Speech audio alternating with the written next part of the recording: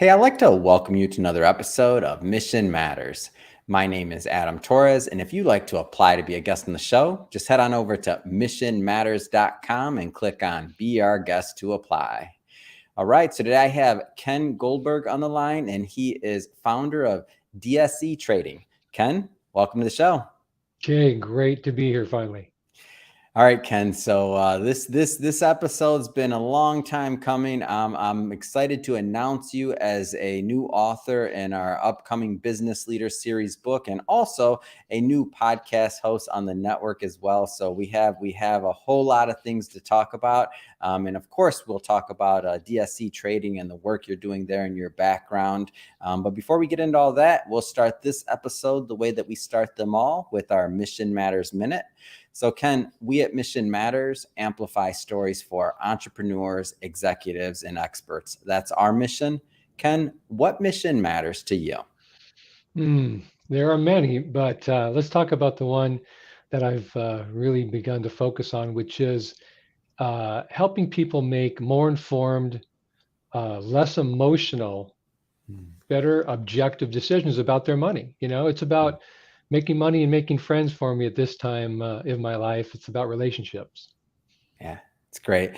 And I love bringing mission-based individuals on the show to share why they do what they do, how they're doing it, right? Because we all want to learn and grow together. So great to have you on. And for the audience, just to let you know, this is the first interview of a two-part series. We'll be bringing Ken back on the show to do a deep dive into his book and into the writing. But for today, we're just going to do a little teaser, but we'll be bringing Ken back on and do a whole episode on it. So first off, Ken, so the upcoming Mission Matters book that you'll be part of, what inspired your writing and your topic in this volume? Well, I've spent the last 3+ decades now leveling the playing field, helping people understand the game that we all think is fair. But as you know, it's only fair if you're at the top of the pyramid. Us guys down at the bottom, it's just not fair. So my goal is to kind of uncover the myths and the fallacies and show people how they can know when the game's being run on them and do better. So speaking of your past, I mean, let's go further back into your career. So how did you get started in business? Well, I was a psychology major in college and did some work in manipulating eyewitness testimony, which was fun. But that led me to kind of know I wasn't going to be a psychologist professionally. And so I decided to slip in a quick minor in business and went on to work for, then powerhouse investment bank Drexel Burnham at their heyday. And that was the beginning of really seeing where my focus was and my passion was. And so in my mind, first off, for those of you that are maybe newer to the show, you may not know this, but so my background's in finance, almost 14 years in finance as an advisor and other things. And so I think that just the financial industry as a whole is a great place for individuals to be. I mean, a lot of really thoughtful individuals that want to do good work for their clients in that industry. So Ken, I'd be interested to hear your perspective, for that newer, let's just say just graduating college, or that fresh group of workforce that are thinking about getting their feet wet in the business in general. It could be on the money management side or the, working directly with client side. What kind of things would you tell them about getting started? Like, what would be some reasons? Well, it's a great industry and there's unlimited upside if you want to work hard. If you're into serving people, you can do that. I really found that my background in psychology allowed me to understand people, not only what people told me, but what they were really thinking, kind of behind the face, behind the eyes. And that really led to my success. And then as I wanted to go deeper and learn more about risk management, I left and went to the exchange floors of Chicago and really learned the mechanics of the markets. Once I did that, I could then come back into the public eye and do a better explanation of what people should be looking at, but also really emphasize on the risk management, because we can all make money, but keeping money is a harder thing. Yeah. And so at what point, like one of the things that has kind of stuck out as I've gotten to know you better is your focus on content, on adding value. And you like and the amount of content you put out and the quality of content that you put out, by the way, is I don't know if that was intuitive to you or like where you're because I now and I'll tell you where I'm going with this. A lot of people in finance, so myself included, before I was in the media business, I was not thinking about necessarily, I was thinking about my clients, my book of business, my the people that I'm working with directly on a day to day. But I wasn't really thinking about putting content out there to help the masses or to make sure, like you said, that the people that are at other spectrums of the pyramid have a fair shot at their investments and at hitting their goals and what matters to them.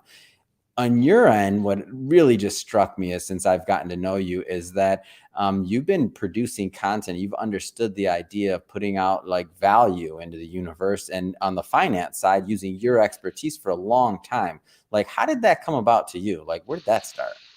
Well, it was rough because I was never a public speaker. I feared it, nauseous level having to do something at the front of the class. Yeah. And kind of when day trading started in the late 90s, and then after a decade and a half of being an investment manager and Mhm. getting to know people, learning how to present to them, I just realized that it was time for me to hit the road and go around the country and teach people how to protect themselves and their money Yeah. rather than just get on these machines and start banging money around. Mhm. Most people didn't do well. So, you know, 35 years in the business, hundreds Mhm. of thousands of dollars of trial and error. I've got Mhm. a lot of lessons under my belt that you shouldn't have to learn all of them yourself. If Mhm. I can, show you, definitely don't go down there. That's a bad road. Don't open that door. Oh yeah, that's a great one. Let's go down there. We can do that together. So I figure I might as well share this stuff. Mhm. Yeah, it's I mean, I love this idea of like and I see this theme overall, so of moving maybe from competition to collaboration. Like that's one of our big things and mottos at Admission Matters, and just it's something that's done just very well for me in my life in terms of it's just a better quality of living, like collaborating, being with other people and that are like-minded or that you can learn from. So this idea of you kind of taking your knowledge and sharing it with others so that they can benefit, to me it's a big deal. A lot of people don't take that extra step, and I think it's just lost resource, lost things. I mean, I've had some people that say, okay, the knowledge goes with you to the grave or this or that, and I don't like to be that morbid with it, but it is true in a sense. It's like if you don't find the ways to add value or to add to that collective, then it's just a wasted resource, right? Yeah, I've ruined many exotic vacations because I didn't think that I could let go of trading. And I Yeah. traded 18 hours a day overnight, year Wow. all of the different markets around the planet, Mhm. and would be up at 3 a.m. in Maui, you know, trading when I should be sleeping so I could go hit the beach and surf or whatever. So at some point, it was when I Yeah. had my kids really that I Mhm. decided that, that's just not what I'm here to do. I'm Yeah. here to be their father, the right type of husband, the Mhm. right type of son to my parents, and the right type of friend to my friends. And 18 hours a day, it didn't feel right anymore. And so I Mhm. stopped doing that and went down this other road of helping and sharing and coaching people who oftentimes, don't have as much experience, even though they have a lot of money. Mm. Great. I wanna shift focus here for a moment. Let's go further into DSC trading. So maybe just tell us a little bit more about the company, please. Yeah. So Dsc Trading comes out of this decision support engine, basically these algorithms that I've developed over the years Mhm. that is like a checklist for a pilot. Most pilots don't just walk down the pathway, turn Mhm. on the engine and take off. They walk around, they check the tires, where's my fuel, what are my flaps doing, whether right? They don't even consider taking their action until they've checked it out. Mhm. So the DSE I built in order to help customers, clients, traders, investors have a process before they push the button. Like buying Bitcoin at 69,000. A Yeah. lot of people thought that was a good idea, but they didn't check their checklist. Had they done so, had they consulted something like the DSE, Yeah. um, it would have been clear that that was not the right action at that time. Mm. So the DSE is here, and I am here to use it to help people speculate better, manage risk far better, and achieve the outcomes that they're looking for. What types of individuals do you find get the most value out of working with you and your team? So is this for like people that are really experienced, or people that have no experience? Is there like a middle ground? Like, give us a little bit of a flavor of like what it's like to work with you and your team. Yeah, so I'm sure you remember that it doesn't matter if you're just starting out or Mhm. have $1 billion. Yeah. We're human. We make the same mistakes no matter our income level. Oh yeah. And the reason is that we all have this thing called an ego, Hmm. where when it goes right, we think we did it all. And when it goes wrong, we got to blame somebody. Yeah. And so I've helped and trained and coached so many people that Mhm. if I talk to someone for 15 or 20 minutes, I Mhm. can tell them what mistakes they're about to make and how many times they're going to have to make them Mhm. before they learn the lesson. So, I've got clients that call me from their private jet. I've got Mhm. clients that call me from their job, Mhm. and everyone in between. It just depends on someone's openness to using a Mhm. perspective or paradigm Mhm. that they're not getting really in the media. Mm. Everything that we do is crowd behavior, Mhm. mood based. Um, if you think of it like this, um, you know how a pendulum works, right? The pendulum Yep. swings this way to that way, Mhm. and we have mania and depression. Mhm. And the pendulum never goes from mania down and then back to mania and then Mhm. down, right? It goes all the way back and forth. And Mhm. so does the crowd. So does our collective uh, unconsciousness about everything. So, for instance, sometimes we like short skirts. Mhm. Sometimes we like long skirts. Mhm. What determines that? Well, it's not Versace. Yeah. The mood of the fashionistas, the buyers. Sometimes Mhm. we like eating in restaurants. Sometimes we like to go. Sometimes we like crypto. Sometimes we like NFTs. Mhm. It doesn't matter. We like it together. There's a saying, I can't remember who said it, but that most people would rather go broke in a crowd than be successful by themselves. Yeah. We're pack animals. Mhm. So, there you go. So I mean, the lenses that you see the world in to me are interesting because it's definitely, you're a trader. Like it comes through it. I mean, it's obvious in this interview. Can you maybe give us some insight into just the logic behind some of maybe the behavioral finance, if that's the word I want to use, or we should use but just the logic behind the methodologies that go into how decision making can be made Yeah. in an investment strategy versus maybe sometimes how it is made. And I know that's a little bit of a generalization, but you know where I'm going with that. Like there's two different ways to think on this. Yeah. So most of us are taught as both financial professionals and clients, we're taught to, watch earnings and seek, Yeah.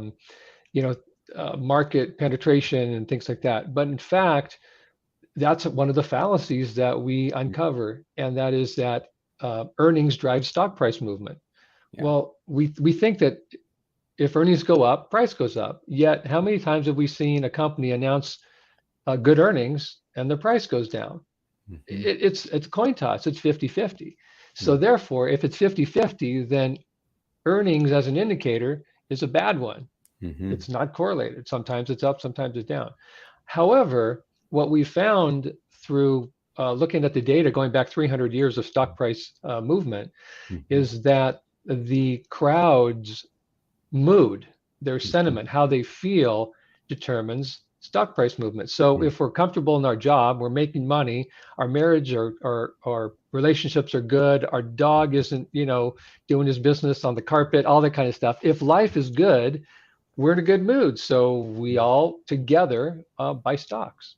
Hmm. And when things are bad, when pandemics are rolling around the world or interest rates are skyrocket or whatever, we're in a less good mood. And as a crowd, we are more depressed. And so Mhm. stock prices go down. And so if we learn to open our mind to seeing that picture, uh, it causes us to be able to think, Mhm. was 69,000 really such a good price for Bitcoin? And I Yeah, use that because it's a recent extreme, it and is. many people around the world are absolutely buried in crypto. Mm. Not even a year ago, all-time high, and here they are buried. I mean, Mm. multiple crypto banks are going broke by the week, and we're not done. It's not over, Yeah. right? The leverage isn't unfolded yet. So it's a perspective that you have to be willing to adopt, and Mhm. once you do, it offers a way to view everything Mhm. from the perspective of, is this the right time for that action? Mhm. So you mentioned crypto a few times, so I just want to make sure I understand this correctly. So what kind of markets does the DSC trading methodology or method, like what kind of things can you like Oh work boy. within for that? Yeah. So anything that's liquid Hmm. and is graphable, Yeah. because the DSC looks for the footprint of the crowd's behavior. So it sees a particular chart pattern, which is a lot of the stuff I post in Mission Matters. Hmm. Excuse me. It sees a pattern, and then it looks back over 300 years of history, and it says, "Oh, yeah, that pattern consistently leads to this coming outcome." Hmm. So then we get a probability ranking of, okay, if that happens over history and this follows, then there's a good chance it's going to follow again. And Hmm. so then you can set up your play. Should I be buying, or should I be selling, or should I be waiting? And Hmm. that's really where our work differs from most others. That's great. And I just wanted to bring that up because I know you mentioned crypto a couple times and I'm like, but it's bigger than that. Not obviously that's top of mind. That's what's going on right now, but, and will continue. I'm not saying it's going anywhere. Don't want any of those quotes out there, but I did want to say that, it's kind of, like I see a lot of value in it, and I see a lot of value in the potential for those that are especially not making the right types of decisions, or don't, and especially those that don't have help or don't have a way to like really vet what they're being told, versus off of something else. Because I think a lot of times, what just as the industry as a whole, or whoever communicates this message, I'm not saying it's the advisors, I'm not saying it's the investor, but just the machine of investment. Sometimes people don't realize that they're products, right? A mutual fund is a product, a stock is a form of investing, and is a product. Crypto, it's a product. And just like you would think about what you're investing in as a product in different ways, the vehicle may also change. And so as we look at all of this, I think it's important, and I think it's interesting to have a methodology that can evaluate across different products. You're not just looking at a mutual fund. You're not just looking at a stock. You're looking at the behavior of a bunch of different industries. So I think Well, it's unique. and to circle back to your Hmm. question, what markets does the DSC apply to? Hmm. Stocks, bonds, Yeah. commodities, Yeah. metals, crypto, real estate, interest rates, Hmm. crude oil. It doesn't matter. If it's Yeah. liquid and graphable, uh, we can come up with a forecast, Yeah. usually a series of probability rankings.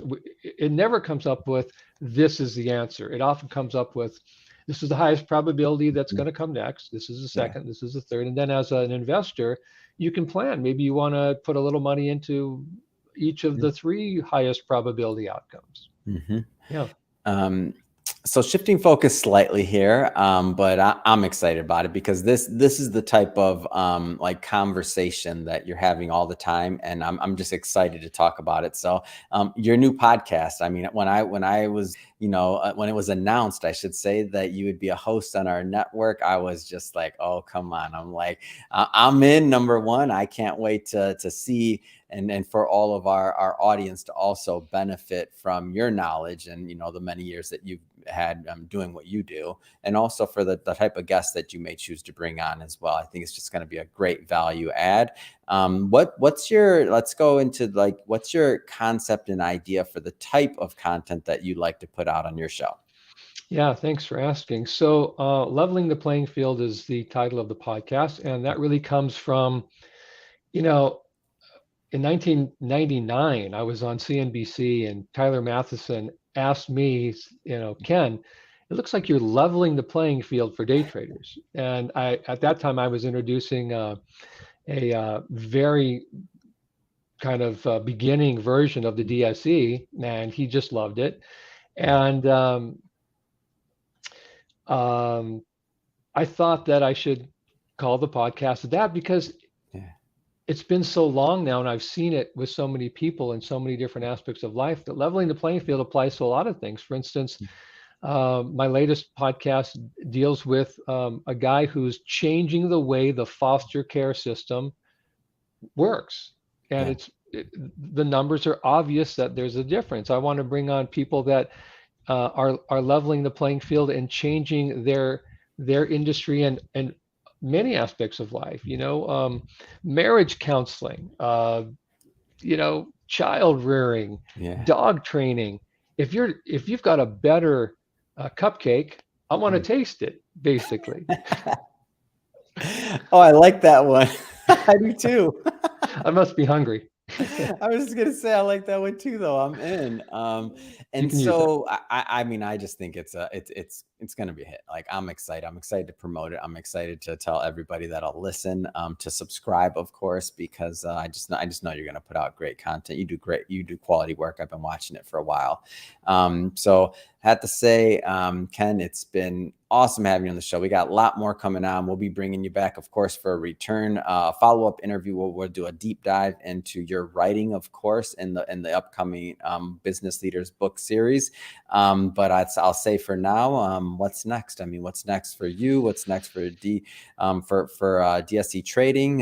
What's on the agenda? Well, I want to help more people. Yeah. I use the DSC algorithms to Mhm. enter and win a trading contest at the World Championships of Trading in 2007. Probably won't do that again. I've used it in a couple hedge funds that I started and sold. Yeah. I don't really see that as my passion anymore. I really want to use understanding crowd dynamics and sentiment and herding behavior to help different fields. I'm consulting to attorneys now.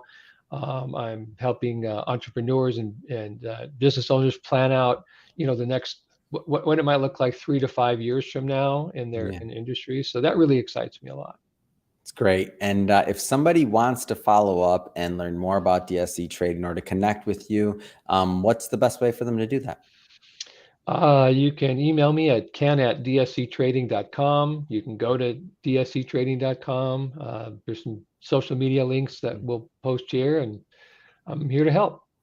Fantastic. And we'll put all that information in the show notes so that our audience can just click on the link and head right on over. And don't forget, subscribe to Leveling the Playing Field. We'll leave the links to that. And of course, that's on missionmatters.com. So definitely want to check that out. And speaking of the audience, if this is your first time engaging with the Mission Matters platform or listening to an interview, we're all about bringing on mission-based individuals and having them share their mission, why they do what they do, how they're doing it, like what can we all learn and gain and grow together as a community from that information. If that's the type of content that's interesting or sounds engaging to you or meaningful, like hit that subscribe button. We have many more mission-based individuals coming up on the line, and we don't want you to miss a thing. And Ken, it has been a pleasure. Looking forward to our next interview, and thanks again for coming on the show. Hey, great to be here. Thanks for having me.